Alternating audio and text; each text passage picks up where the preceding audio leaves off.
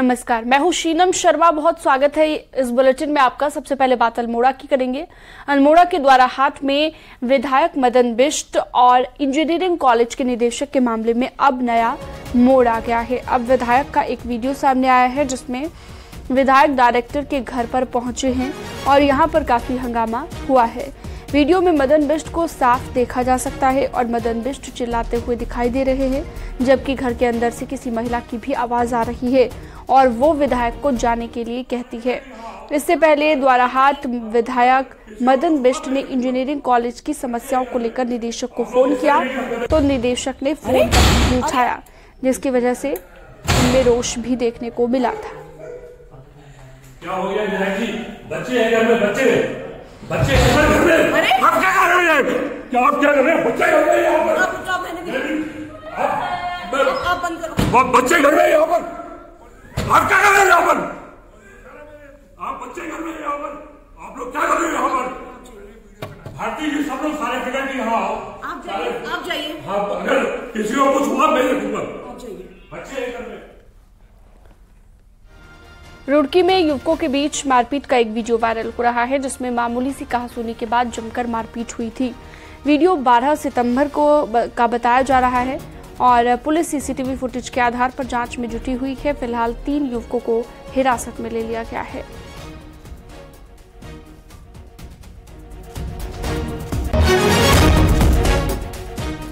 रुड़की के पिरान कलियर में दुकानदार के साथ धक्का मुक्की और थप्पड़ मारने का वीडियो सामने आया है। बताया जा रहा है कि अतिक्रमण हटाने को लेकर धक्का मुक्की हुई थी। दुकानदार को थप्पड़ मारने वाला विधायक का गनर बताया जा रहा है।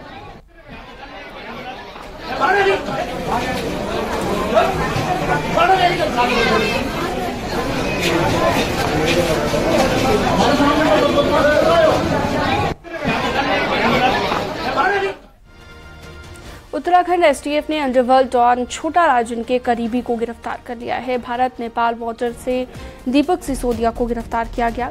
दीपक सिसोदिया को मुंबई में पत्रकार जेडी की हत्या में उम्र कैद की सजा सुनाई गई थी।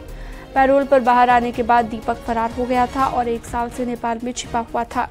मुंबई पुलिस की तहरीर पर हल्द्वानी पुलिस ने मुकदमा दर्ज करके दीपक सिसोदिया पर 25,000 का इनाम घोषित किया था।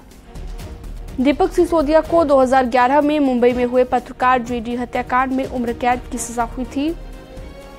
पिछले साल जनवरी महीने में मुंबई की अमरावती सेंट्रल जेल से पैरोल पर छूटकर वो हल्द्वानी आया था।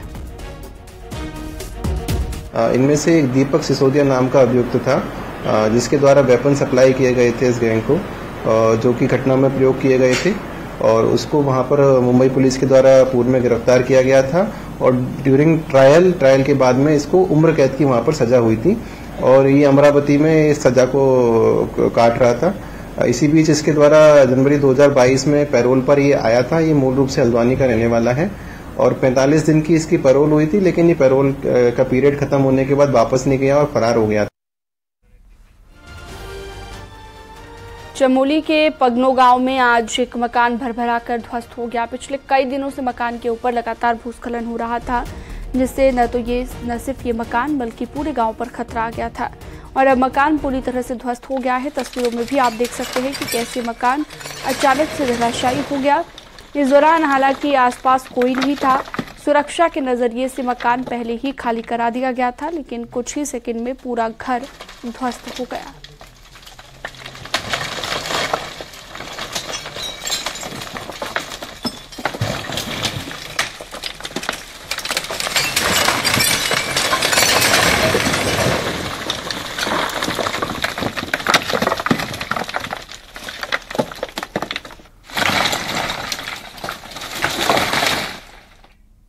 हाईकोर्ट के आदेश के बाद नैनीताल जिला अस्पताल की जमीन से अतिक्रमण हटाना शुरू हो गया है। 40 मकानों को अवैध बताया गया तो अतिक्रमणकारी ने चिन्हीकरण पर भी सवाल खड़े कर दिए।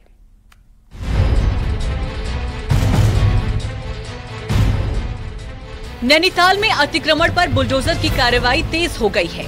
बीडी पांडे जिला अस्पताल की जमीन से अतिक्रमण को हटाया जा रहा है। 3 जेसीबी मशीनों के साथ 250 मजदूरों को ध्वस्तीकरण में लगाया गया है। भारी सुरक्षा के बीच कार्रवाई चलती रही और एक के बाद एक घरों को ध्वस्त कर दिया गया। हालांकि अतिक्रमणकारी जमीन पर खुद का दावा कर रहे हैं। अपनी लिस्ट, अपनी जो उन्होंने लिस्ट बनाई उसी के हिसाब से काम कर लो। थोड़ा सा टुकड़ा तो छोड़ दो हमारे लिए। हमको अतिक्रमणकारी नहीं, हमने रजिस्ट्री कराई, दाखिल खारिज करा, टैक्स भर रहे हैं सालों से, नगर पालिका का हर चीज कर रहे हैं। घर के बदले घर ही चाहिए, हम पे तो कुछ है भी नहीं और हम सर पैदा यहीं के हुए हैं, कहीं आए भी नहीं है बाहर से। हाँ, रजिस्ट्री, दाखिल खारिज, NOC सब था यहाँ पर। दरअसल साल 1949 के दौरान ये पूरी जमीन इंपीरियल बैंक की थी।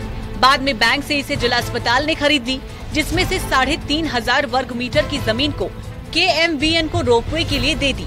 जब बाकी बची जमीन पर धीरे धीरे लोगों ने कब्जा करना शुरू कर दिया और रजिस्ट्री तक अपने नाम करा ली।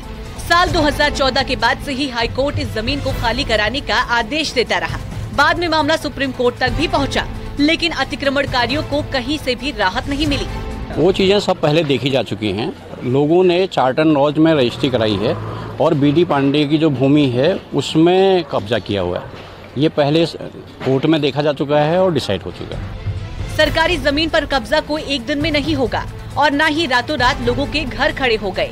धीरे धीरे किए गए कब्जे पर वो अधिकारी भी उतने ही दोषी हैं, जिन्होंने सरकारी जमीन की रजिस्ट्री लोगों के नाम कर दी। न्यूज़ 18 के लिए नैनीताल से वीरेंद्र बिष्ट की रिपोर्ट। सीएम धामी के अतिक्रमण पर सख्त रुख के बीच हल्द्वानी में कुछ ऐसा हुआ जिसके चलते यहाँ के मेयर और कांग्रेस के विधायक आमने सामने आ गए।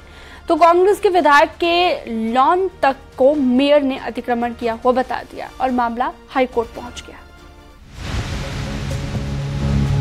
सरकारी जमीनों पर अतिक्रमण का मुद्दा इन दिनों बेहद गर्म है और इसकी आज हल्द्वानी के सबसे बड़े होटल सौरभ तक पहुंच गई है, जिसके मालिक कांग्रेस विधायक सुमित हृदयेश हैं। मामला हाईकोर्ट तक पहुंच गया है और नगर निगम ने सौरभ होटल के इस लोन को अपना पार्क बताते हुए इसे अतिक्रमण करार दे दिया है। PIL में वर्तमान में सुनवाई चल रही है और जहां तक नगर निगम का पक्ष है, मैं उल्लेख करना चाहूंगा कि यह नगर पालिका का पार्क है और नगर पालिका का पार्क जो कि वाटिका बनाने के लिए 30 वर्षों के लिए लीज में दिया गया था, उसी समय इसको गलत तरीके से नजूल नीति का उल्लंघन करते हुए इसको फ्री होल्ड कर दिया गया इनके पक्ष में। तो मैं समझता हूं कि ये पूर्णतः अवैध है और जल्दी इसमें निर्णय आएगा। क्योंकि नगर निगम में बीजेपी का कब्जा है, ऐसे में कांग्रेस विधायक के होटल के लोन का मामला राजनीतिक हो गया है। होटल के मालिक और कांग्रेस के विधायक सुमित हृदयेश ने नगर निगम को खुली चुनौती दे डाली है। कोर्ट में न्यायालय में विचाराधीन है, फ्री होल्ड कराया हुआ है। देखिए, मेरी तो प्रॉपर्टी का एक इंच, ये देखिए सारी प्रॉपर्टी का स्वरूप उत्तर प्रदेश से लेकर उत्तराखंड के जमाने से लेकर अंग्रेजों के जमाने से लेकर जो है, पट्टा पहले आवंटित हुआ, पट्टे का फ्री होल्ड हुआ है। बाकी जो है वो कोर्ट में है, कोर्ट में इसका निस्तारण होगा। हाई कोर्ट भी है, हाई कोर्ट के बाद अगर सुप्रीम कोर्ट है, सुप्रीम कोर्ट भी है। दरअसल नगर निगम की दलील है कि होटल सौरभ को निगम ने ये जमीन पार्क बनाने के लिए दी थी, जिसे महज 30 साल के लिए लीज पर दिया गया था। लेकिन बाद में नजूल नीति का गलत इस्तेमाल करते हुए इस जमीन को फ्री होल्ड कर दिया गया, जिस पर अक्टूबर महीने में हाई कोर्ट में सुनवाई होनी है। लेकिन उससे पहले ही मामला सियासी रंग ले चुका है। हल्द्वानी से न्यूज़ 18 के लिए शैलेंद्र नेगी की रिपोर्ट।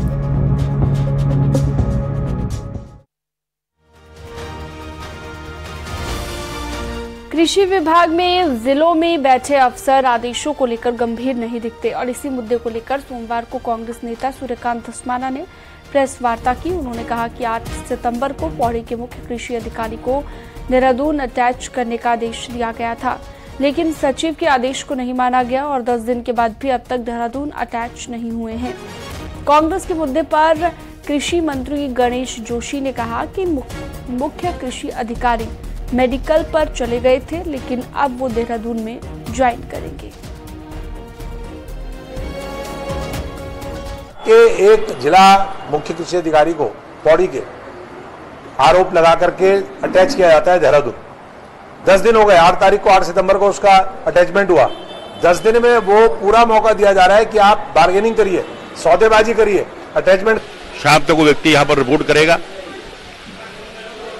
डीएम ने उसके मेडिकल की वजह से उसको वहां पर रोक दिया था और शाम तक उसने हेडक्वार्टर में रिपोर्ट करेगा। मैंने अभी डीजी से बातचीत की है और शाम तक आप इसके परिणाम आपको दिखाई देंगे। पीएम नरेंद्र मोदी के दौरे से पहले पिथौरागढ़ शहर की सड़कें चमचमाती दिखाई देंगी। पीडब्ल्यूडी ने 13 किलोमीटर की सड़कों को सजाने का प्रस्ताव शासन को भेजा है। शहर के भीतर की सड़कों को सुधारने में तकरीबन 5 करोड़ की धनराशि खर्च होनी है। पीडब्ल्यूजी का कहना है कि शासन से धनराशि मिलते ही हॉट मिक्स प्लांट के साथ ही दूसरे काम शुरू कर दिए जाएंगे।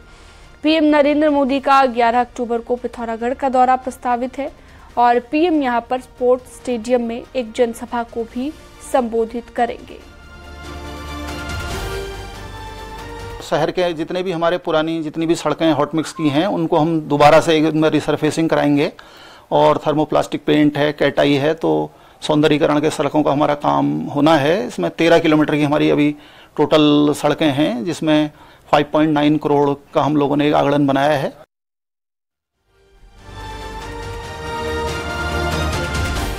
बागेश्वर के कांडा क्षेत्र में पिछले कई दिनों से गुलदार का आतंक बना हुआ है, जिससे स्थानीय लोग दहशत में हैं।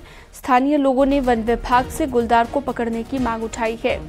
लोगों का ये भी कहना है कि शाम होते ही गुलदार सड़क में दिखना शुरू हो जाता है और दिन के वक्त गुलदार खेतों के पास झाड़ियों में दिखाई देता है।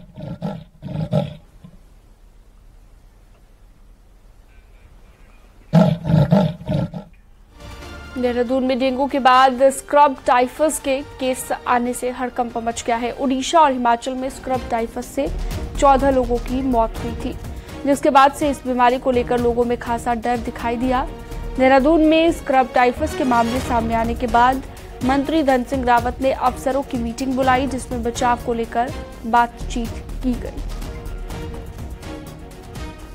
बस जो देहरादून में है वो देखा तो 5 से 10% ही है और ज्यादातर डेंगू का ही प्रकोप ज्यादा फैला हुआ है। चिकुनगुनिया भी केस देखे गए हैं, बाकी स्थिति नियंत्रण में है। कोई ऐसा देखिए, इसके लिए आज हमने बैठक रखी है और बैठक में फिर हम लोग इसकी भी एक SOP जारी कर रहे हैं। मुझे लगता है कि सभी सीएमओ से आज हम लोग बैठक करके ही तय करेंगे कि हम लोगों को किस स्तर पे तैयारी करनी। और अब एक नजर डालते हैं पहाड़ की 10 बड़ी खबरों पर। हेड कांस्टेबल पे स्केल मामले में हाईकोर्ट ने सरकार की विशेष अपील को खारिज कर दिया। कोर्ट ने अपील में देरी के चलते याचिका को खारिज किया। रामनगर से 2 सितंबर को लापता कॉलेज प्रवक्ता रिचा पुनीचा को पुलिस ने ढूंढ लिया है। काशीपुर से रिचा से मिलने के बाद पूछताछ जारी।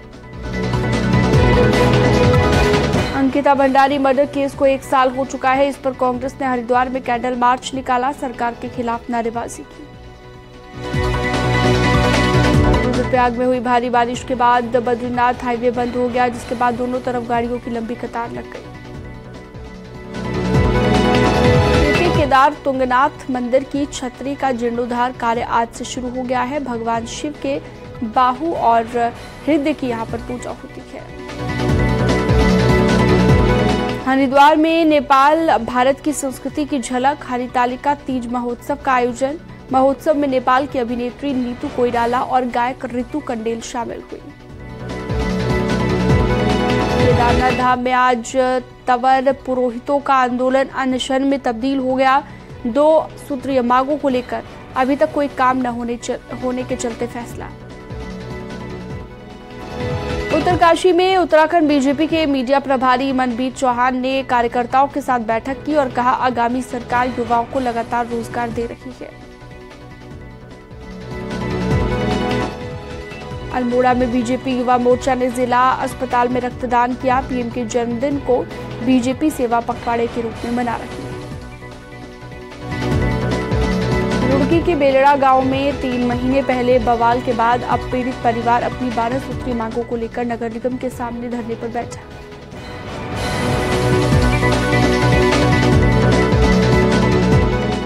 और वक्त तो चला एक छोटे से ब्रेक का।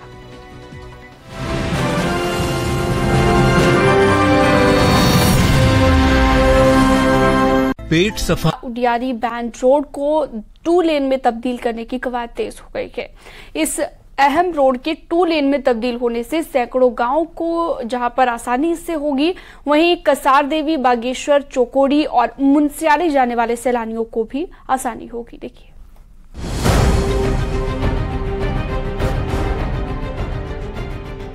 अल्मोड़ा तकुला बागेश्वर कांड और उडियारी बैंड की राह अब जल्द ही आसान होने वाली है।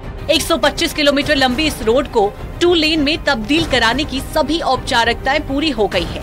इस रोड के 2 लेन में तब्दील होने से कुमाऊं के 3 पहाड़ी जिलों को खासा फायदा होगा। सिंगल लेन होने के कारण अभी तक इस रोड में अक्सर दुर्घटनाएं भी होती है। यही नहीं, इस रोड के सफर में काफी समय भी लगता है। 3 सालों की लाइफलाइन कहे जाने वाली इस रोड को 2 लेन बनाने में 1300 करोड़ की भारी भरकम धनराशि खर्च होनी है। तो मैं बताना चाहूँगा कि हमारी 2 लेन चौड़ीकरण के लिए स्वीकृति हमें मिल चुकी निर्माण कार्य की, और जिसके तहत हमारा जो चौथा पैकेज है, जिसमें हमारा बागेश्वर से कनगाड़ छिना यानी कि हमारा अल्मोड़ा बॉर्डर, इसमें हमारा टेंडर निविदा मंत्रण की कार्रवाई हम कर चुके हैं। इस रोड के 2 लेन बनाने से अल्मोड़ा और बागेश्वर के साथ ही पिथौरागढ़ के लाखों लोगों को फायदा होगा, लेकिन सबसे ज्यादा राह आसान होगी श्रद्धालुओं की। इस रोड में जहां विख्यात कसार देवी आती है, वहीं बागेश्वर धाम भी पड़ता है। यही नहीं, चौकोड़ी और मुंसियारी जैसे पर्यटन स्थलों पर जाने वाले सैलानियों की राह भी काफी आसान हो जाएगी। NH 4 चरणों में इस रोड को 2 लेन में तब्दील करेगा। इस रोड में बागेश्वर में टनल भी बनाई जाएगी। ऐसे में ये कुमाऊं की पहली रोड होगी जो टनल से होकर गुजरेगी। वैसे अल्मोड़ा से उडियारी बैंड और इसको भी 2 लेन हम कर रहे हैं। भारत सरकार का DPR से पास होने के बाद हमें पैसा मिल गया है, टेंडर की प्रोसेस चल रही है। 1300 करोड़ रुपए में ये रोड भी हमारी अल्मोड़ा से बागेश्वर और बागेश्वर से कांडा होते हुए उडियारी बैंड तक जाएगी। बहुत बड़ी रोड है। अब उम्मीद की जानी चाहिए कि समय के साथ ये रोड 2 लेन में तब्दील हो जाएगी, ताकि लाखों लोगों का सफर आसान के साथ ही सुरक्षित भी हो सकेगा। अल्मोड़ा से किशन जोशी के साथ पिथौरागढ़ से विजयवर्धन उप्रेती की रिपोर्ट। और वक्त तो चला एक छोटे से ब्रेक।